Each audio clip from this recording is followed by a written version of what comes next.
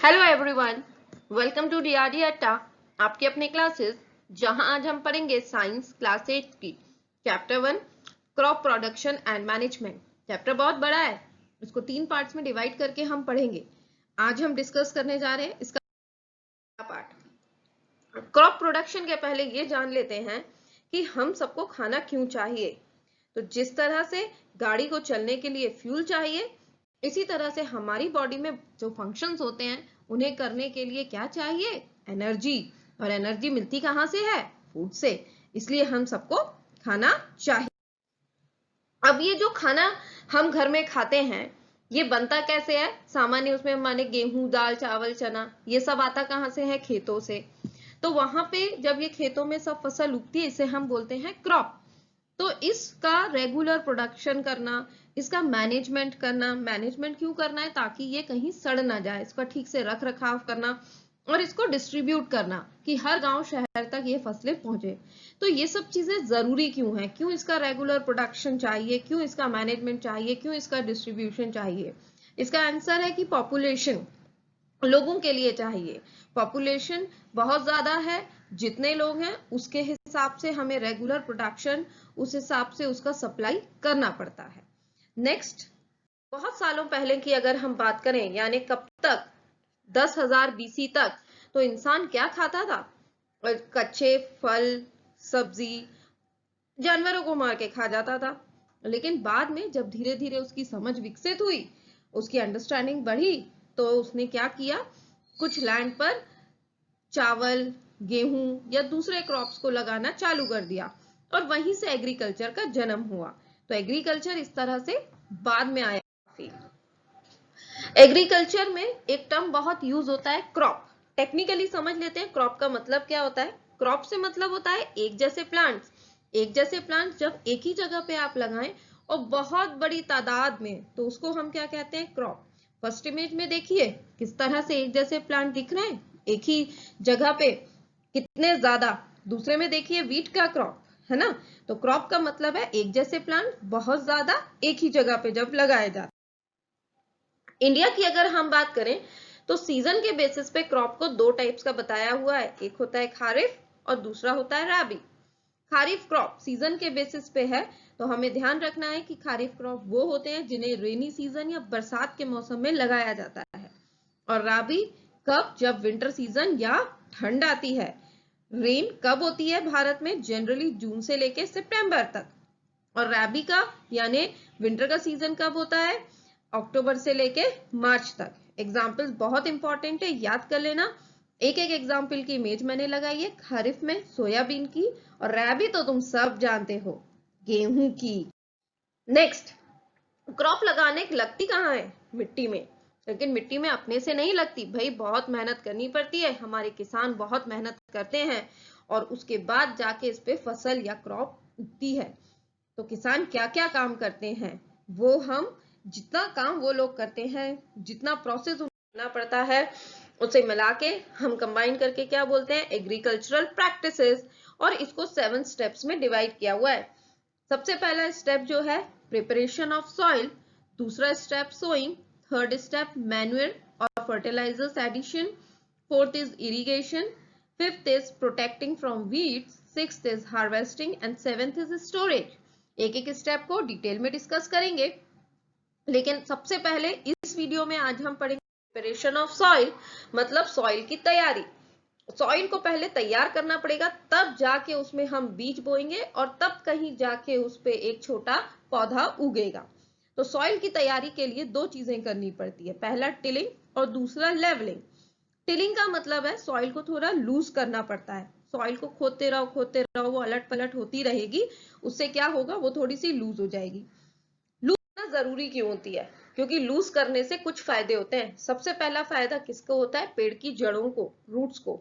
देखो किस तरह से सॉइल में सबसे पहले हम क्या लगाते हैं? एक बीज। बीज धीरे धीरे एक सीडलिंग बनाता है, उससे यंग प्लांट बनता है। लेकिन जैसे जैसे प्लांट बड़ा होता जा रहा है उसकी जड़ें कैसी होती जा रही है? गहरी, यानी वो मिट्टी में अंदर तक जाएंगी। तो अगर लूज होगी सॉइल तो क्या होगा, ये जड़ें आसानी से अंदर तक मिट्टी में चली जाएंगी और गहराई तक पहुंचने के बाद भी ये वहां पे ब्रीथ कर पाएंगी, क्योंकि सांस लेने की जरूरत तो पेड़ को भी पड़ती है, पौधे को भी पड़ती है। तो रूट्स डीप में जाने के लिए हेल्प होती है सॉइल लूज होने से, और वो ब्रीथ कर पाती है गहराई पहुंचने के बाद। दूसरा फायदा किसको मिलता है, अर्थवर्म्स और माइक्रो ऑर्गेनिजम्स को। इन्हें क्यों फायदा देना है अभी आपको समझ में आएगा। आप सोचोगे यार माइक्रो ऑर्गेनिजम्स यानी यहाँ पे खासकर मतलब है बैक्टीरिया और फंगस से, तो इन्हें क्यों फायदा देना है। तो पहले मैं आपको बता देती हूँ, ये ऑर्गेनिजम्स मिट्टी में रहते हैं। इन ऑर्गेनिजम्स को हम फ्रेंड्स ऑफ फार्मर्स कहते हैं। क्यों, क्योंकि ये भी जब मिट्टी में ऊपर नीचे करते हैं तो उससे क्या होता है, सॉइल की लूजनिंग होती है। दूसरी चीज, ये जो माइक्रो ऑर्गेनिजम्स होते हैं, सॉइल के ऊपर जो बहुत सारी डेड चीजें गिर जाती हैं, जैसे सूखी पत्तियां, भले ही वो डेड है लेकिन न्यूट्रिएंट्स का भंडार है। तो ये माइक्रो ऑर्गेनिजम्स क्या करते हैं, ऐसी डेड चीजों में से उसको डिकम्पोज करके और उसके न्यूट्रिएंट्स को मिला देते हैं मिट्टी में। मिट्टी में आने के बाद उन्हें कौन ले लेता है, प्लांट, और एक अच्छी फसल उगती है। तो ये दोनों इसलिए जरूरी है ताकि मिट्टी में सॉइल की ये लूजनिंग कर सके और उसमें ह्यूमस ऐड कर सके। ह्यूमस का मतलब मैंने अभी आपको बताया ही है कि डेड से न्यूट्रिएंट्स निकालना। तो ये ऑर्गेनिजम्स पहले से ही सॉइल में रहते हैं और अगर सॉइल लूज होगी तो इनकी ग्रोथ में हेल्प होती है। तो दूसरा फायदा रूट्स के अलावा क्या है कि loosening of soils helps in the growth of earthworms and microbes. इनकी क्यों जरूरी है आपको समझ आ ही गया होगा। तीसरा फायदा क्या होता है, ये जानने के लिए पहले आप मिट्टी सॉइल का स्ट्रक्चर देखो। जो सॉइल आप ऊपर से देखते हो वो ऊपर वाली लेयर होती है, लेकिन सॉइल को अगर हम देखें तो नीचे वो बहुत गहरी होती है, अलग अलग लेयर्स में होती है। और सॉइल की जो नीचे की लेयर होती है ना, वहां तक प्लांट की जड़ें नहीं पहुंचती हैं। प्लांट की जड़ें सॉइल की कुछ ऊपरी लेयर्स तक ही सीमित रहती हैं, बहुत ज्यादा गहराई तक नहीं पहुंच पाती। अब ये रूट्स क्या करते हैं कि सॉइल से न्यूट्रिएंट्स एब्जॉर्ब करते हैं, और जब हम सॉइल की लूजनिंग करेंगे तो क्या होगा कि जो न्यूट्रिएंट रिच सॉइल है वो ऊपर की तरफ आ जाएगी और प्लांट्स इनको आसानी से ले पाएंगे। एक तरह से लूजनिंग हम खोदते रहते हैं, सॉइल हिलती रहती है, टर्न होती रहती है, तो न्यूट्रिएंट्स वाली सॉइल ऊपर आ जाएगी और प्लांट्स ले लेंगे। तो तीसरा फायदा क्या है कि न्यूट्रिएंट रिच सॉइल ऊपर की तरफ आ जाती है और न्यूट्रिएंट्स ले लेते हैं। ये सब करने में हमें, इस तरह से सॉइल की लूजनिंग करने में कुछ जिन टूल्स की हेल्प लगती है उनको हम बोलते हैं एग्रीकल्चरल इम्प्लीमेंट्स। सबसे पहले जो टूल आता है वो होता है प्लो। प्लो देख के समझ आएगा, ये वैसे तो लकड़ी के होते थे लेकिन अब आयरन के भी आने लगे हैं। तो इमेज में हम लकड़ी वाला एक देख रहे हैं प्लो, किस तरह से है कि बीच में यहाँ पे एक लकड़ी का डंडा है, इसको हम प्लो शाफ्ट कहते हैं। प्लो शाफ्ट के एक तरफ जो मिट्टी में धंसना है वहां पे इस तरह का कुछ स्ट्रक्चर लगा है, ये ब्लेड जैसा, इसको हम प्लोशियर कहते हैं। और ऊपर की तरफ एक लकड़ी लगी है जिसको बीम कहते हैं। बीम के पास आप देखेंगे दो बैल हैं, जैसे जैसे बैल आगे बढ़ेगा वैसे वैसे प्लो आगे बढ़ेगा और ये जो प्लोशियर है ये मिट्टी में घुस के उसे खोदता रहेगा, जिससे मिट्टी की लूजनिंग होती रहेगी। एक आदमी है जो कि गाइड भी करता है इन्हें कि कहाँ जाना है, नहीं बैल भाग जाएंगे, पता चला इधर उधर ले लो आके, है कि नहीं मजाक कर रही हूँ। नेक्स्ट जो डिवाइस होता है, नेक्स्ट जो टूल हमें हेल्प में होता है वो भी इसी तरह का टूल है। वो देखने में थोड़ा सा इसका डिजाइन अलग है। ये एक रॉड यहाँ पे लगी हुई है, आगे की तरफ एक प्लेट जैसा है, पीछे की तरफ एक बीम है। कॉमनली जो हमें देखने को मिलता है वो है कल्टीवेटर। तीसरा इंप्लीमेंट ट्रैक्टर। ट्रैक्टर के पीछे देखो किस तरह का एक स्ट्रक्चर लगा हुआ है, स्ट्रक्चर है इसमें, यहाँ पे ये आपको कुछ बड़े बड़े नाखून की तरह या कीलों की तरह कुछ स्ट्रक्चर्स दिख रहे हैं जो कि मिट्टी में धंसे हुए हैं।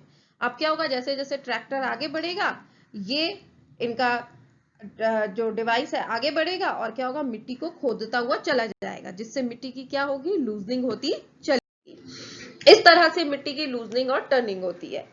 लेकिन हमें कुछ बातों का ध्यान रखना पड़ता है। कई बार क्या होता है कि जब हम प्लो कर देते हैं तो मिट्टी के कुछ बड़े बड़े टुकड़े रह जाते हैं, उनको हम बोलते हैं क्रम्स। अगर ये टुकड़े हैं मिट्टी में तो उन्हें तोड़ना बहुत जरूरी है, क्योंकि ताकि प्लांट्स अच्छे से ग्रो कर पाए, न्यूट्रिएंट्स एब्जॉर्ब कर पाए। और वो तोड़ा किसकी मदद से जाता है, प्लैंक की मदद से। मैंने आपको बताया था पहले स्टेप में हमें दो चीजें करनी पड़ती है, प्लोइंग और लेवलिंग। तो जो लेवलिंग है, लेवलिंग का मतलब क्या है कि जब हम मिट्टी को खोद रहे थे तो उबड़ खाबड़ हो गई थी, बिखर गई थी, अब हम उसे लेवल करेंगे। ये सेकेंड इमेज में देखो किस तरह से लेवलिंग हो रही है। और लेवलिंग करने के लिए जो चीज हम इस्तेमाल करते हैं उसे बोलते हैं हम लेवलर। तो यहाँ पे हमारा part 1 crop production and management का कंप्लीट होता है। अगर आपको कोई भी डाउट्स है कमेंट सेक्शन में लिख के मुझे बताइए, और कोई टॉपिक्स पे आप वीडियो चाहते हैं वो भी कमेंट सेक्शन में लिख के मुझे बताइए, और बेल आइकॉन को प्रेस कर देना ताकि अगला जब वीडियो डालूंगी तो तुम लोग को पता चल जाएगा। अब हम अगले वीडियो में मिलेंगे, तब तक के लिए बाय।